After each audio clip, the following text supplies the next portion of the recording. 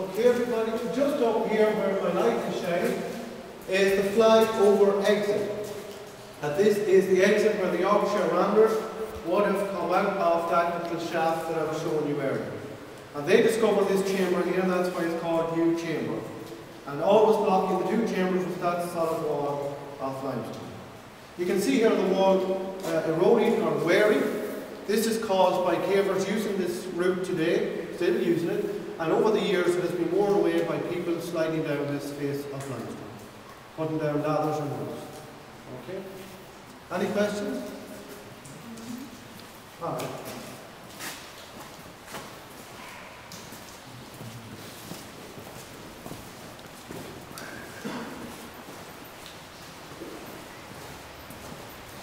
Okay, we have some more steps to walk up. I'd like to just walk up into a step and just look at this feature here, okay?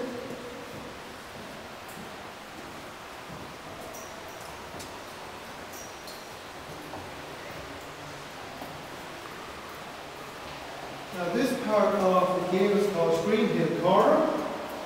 This is where we meet the Owengreen River region. The Owengreen River used to flow out that direction there, we just come in through New Chamber. As you can see, the river flowed at this level here at one time because of the scalloping marks. And it was rolling in on a bedding plane.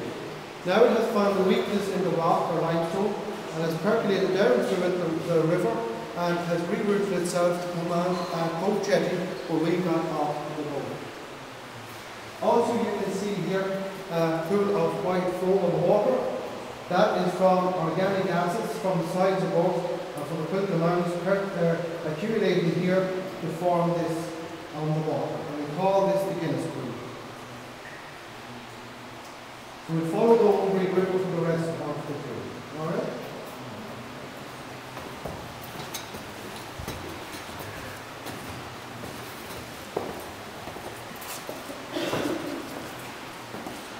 Here, once again, I have a sharp rock sticking out from the footpath. Walk to your right hand side, please.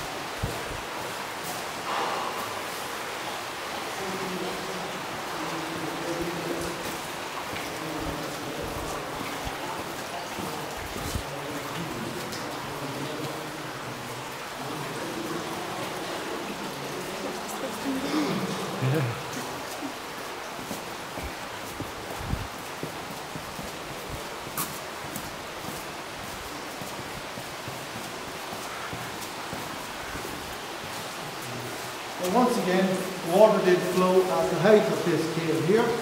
As you can see, this rock formation in front of me here is wearing, the rock is wearing at different rates. Just, if everyone just stand into your left and right hand side, sorry, left hand side to this side there.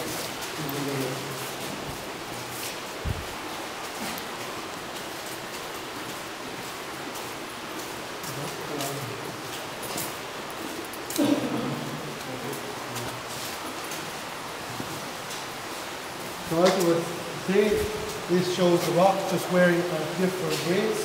And down here you can see this formation here looks like an anvil. We call this the devil's anvil because it reminds us of a blacksmith's anvil. And in a couple of thousand years, that whole formation will just erode away and this whole rock face will just collapse into the bed of the river. So I could just get you all just to look straight behind you as it's on the right, okay?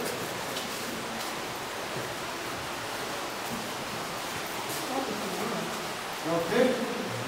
Once again, we have the porridge pot. And this gets a name from the children's story, The Magical Porridge Pot, that flowed over everything in its path. This is a large calcite formation It's for a lot of rain to get into a crack or a joint or belly tape and deposit a large amount of calcium like so. It's not actually that deep or soft or spongy as people think. It's as hard as a stone. You can also see here some rimstone pools and where the calcium has been deposited around the water. So that's a large flowstone. And all these formations are thousands and thousands of years old. Okay?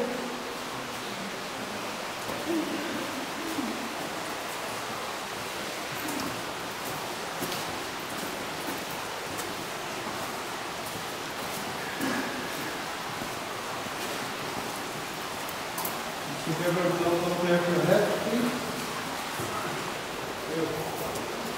Okay, here we have stalagmites. We haven't seen many of them because there are not that many in the cave. Because the water at one time would have flowed across at this side here. But lucky enough, these guys survived and the water has fell to a lower level. This guy survived, and down here we actually have another one. But we have one that planted down here, must be waterbound now, we call him Humpty Dumpty. And it's the only formation we will allow you to touch, so you'll find what the texture is like. It's like marble, you can understand now why the locals thought it was marble. So you can actually touch this as you walk by, okay?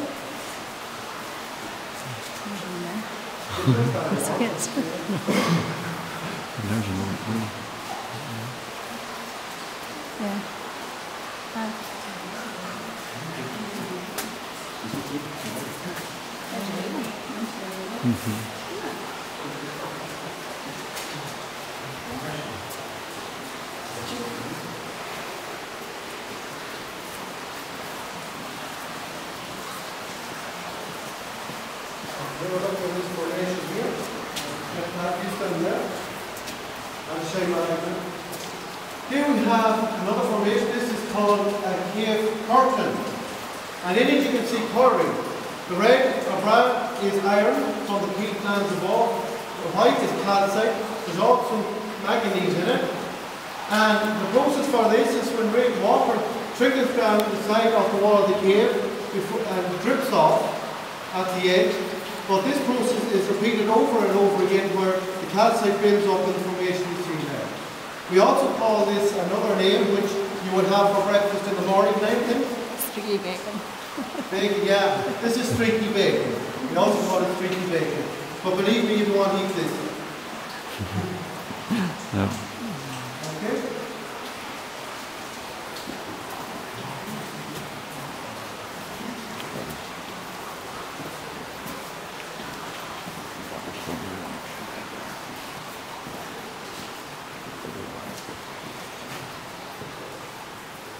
Okay, this formation here is known as the organ pipe due to the shape of the cascade. It is a cascade, and all these formations were given names by the locals who thought they resembled something they knew. So this is like the organ pipes in a church. These are when all stalactites come to form one.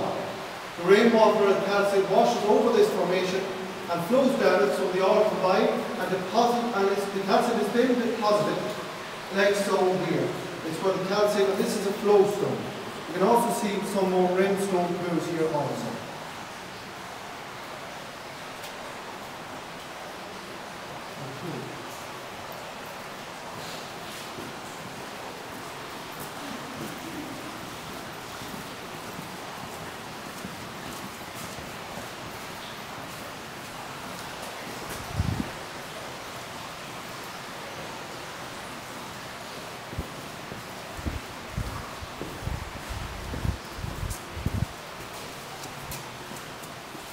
Okay, everybody, there is some rock out of the footpath at your foot and feet level, so just be careful as you walk through this path, okay?